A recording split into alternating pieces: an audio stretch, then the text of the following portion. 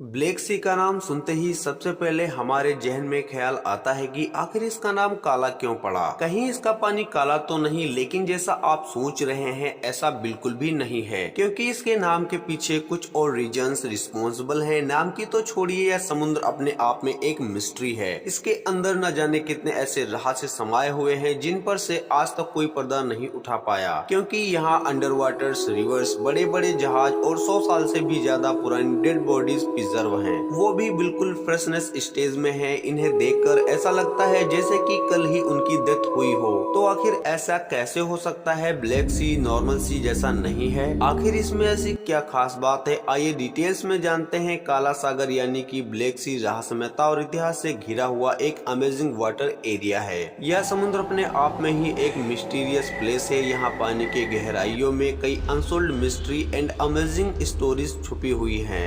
Western Europe और central Asia के बीच located यह समुद्र अपनी जियोग्राफिक लोकेशन, यूनिक इकोलॉजी और हिस्टोरियन इवेंट के कारण सदियों से एक्सप्लोरर, साइंटिस्ट एंड हिस्टोरियंस को अपनी ओर अट्रैक्ट करता रहा है। यकीन मानिए यह वीडियो ब्लैक सी के बारे में बहुत ही इम्पोर्टेंट होने वाली है। मगर सबसे पहले आपको यह जानना चाहिए कि आखिर ब्लैक सी कहाँ है। तो बताते चले, ब्लैक सी यूरोप और एशिया के बीच लोकेटेड एक इम्पोर्टेंट सी है। यह ईस्ट में रूस और जॉर्जिया, वेस्ट में बुल्गारिया और रोमानिया, नॉर्थ में यूक्रेन और साउथ में तुर्की से घिरा हुआ है। ब्लैक सी मेडिटेरियन सी के बॉस्फोरस स्ट्रीट के चैनल से जुड़ा हुआ है, जो इसे एशिया और यूरोप के बीच एक मेजर ट्रेड रूट बनाता है। मगर देखा जाए तो ब्लैक सी की लोकेशन भी बाकी समुद्रों की तरह इम्पोर्टेंट है, जो ब्लैक सी को किसी दूसरे समुद्र से अलग नहीं करती, बल्कि इसकी कुछ ऐसी यूनिक थिंग्स हैं जो हमें सोचने पर मजबूर कर देती हैं कि आखिर ब्लैक सी ऐसा क्यों है। इस समुद्र का बिहेवियर हमेशा से ही साइंटिस्ट के लिए एक हैरान करने वाला विषय रहा है।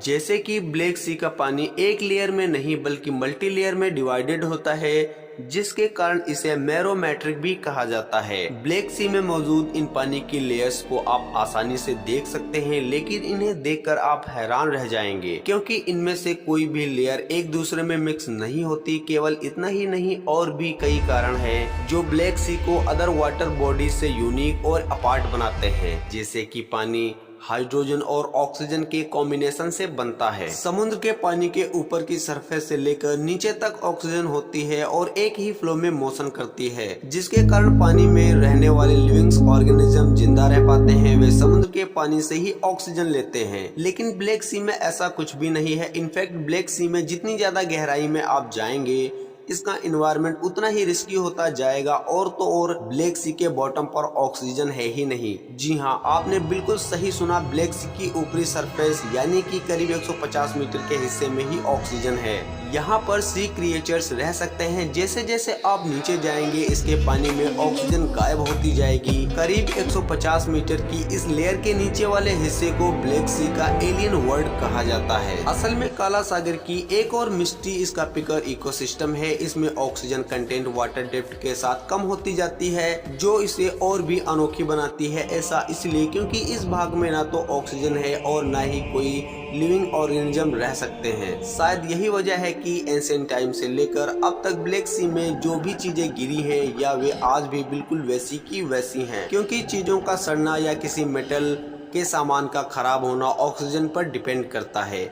अगर इन्वायरमेंट में ऑक्सीजन ही नहीं होगी तो वे चीजें सड़ेंगी ही नहीं और मेटल के सामान खराब ही नहीं होंगे।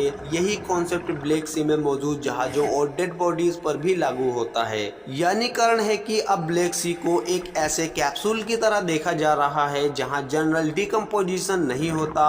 अब आर्कियोलॉजिस्ट ने ब्लैक सी में रिसर्च की तो उन्हें कुछ ऐसे एंटिक्स मिली जो हजारों साल पुरानी थी। हैरानी की बात तो यह है कि ये वस्तुएं आज भी देखने में ऐसी लगती हैं जैसे कि मानो कल ही ब्लैक सी में डूबी हो। ब्लैक सी की इस यूनिक स्ट्रक्चर्स का मरीन लाइफ पर भी डीप इम्पैक्ट पड़ा है। इसके ऊपरी सरफेस पर कई प्रकार की मछलियां पाई जाती हैं, जैसे इकोबी, मरेकल और डॉल्फिन, जो ब्लैक सी की अपर सरफेस पर रहती हैं। मगर इसकी मिडिल लेयर पर कोई भी समुद्री जीव नहीं रह पाता। यानी कि जिस समुद्र की अपर सरफेस पर समुद्री जीवन अच्छे से जीवित रहते हैं, अगर आप थोड़ा नीचे चले जाएं तो शायद वे भी जीवित न रह पाएं। शायद इसीलिए इसे ब्लैक सी कहा जाता है, लेकिन इसके नाम के पीछे कुछ और थ्योरी भी दी गई है। कई अंश के अकॉर्डिंग समुद्र की गहराइयों में एक ऐसा स्तर है जहां ऑक्सीजन की कमी के कारण जीवन पॉसिबल नहीं है। यही नहीं, समुद्र के इस हिस्से में किसी भी प्रकार की बायोलॉजिकल एक्टिविटी नहीं होती है और इसे अक्सर डेड जोन कहा जाता है। माना जाता है कि इस एरिया में प्रवेश करने वाले जहाज या तो गायब हो गए या उन्हें कभी नहीं देखा गया। यही वजह है कि इस सागर को डार्क एंड मिस्टीरियस कहा जाता है। यही नहीं, यह सागर आज से नहीं बल्कि सदियों से रहस्य बना हुआ है। इतिहास के पन्नों में झांके तो यह समुद्र कई वर्ष और अंपायर्स का विटनेस रहा है, फिर चाहे Asian, Greek, Roman and Ottoman umpire के समय से ही या इम्पोर्टेंट सी रूट्स रहा हो, जहां ट्रेड एंड वॉर के कारण कई जहाज समुद्र में समा गए और फिर समय के साथ साथ इन जहाजों के रिमेन्स इस काले सागर की गहराइयों में विलीन हो गए। इन एक्सपीरियंस से जुड़ी इन मिस्टीरियस थिंग्स के बारे में आपका क्या ख्याल है? हमें अपनी राय कमेंट करके जरूर बताइएगा। साथ ही अगर आपको हमारी वीडियो पसंद आई तो इसे लाइक करें और हमारे चैनल को सब्सक्राइब करना ना भूलें। धन्यवाद।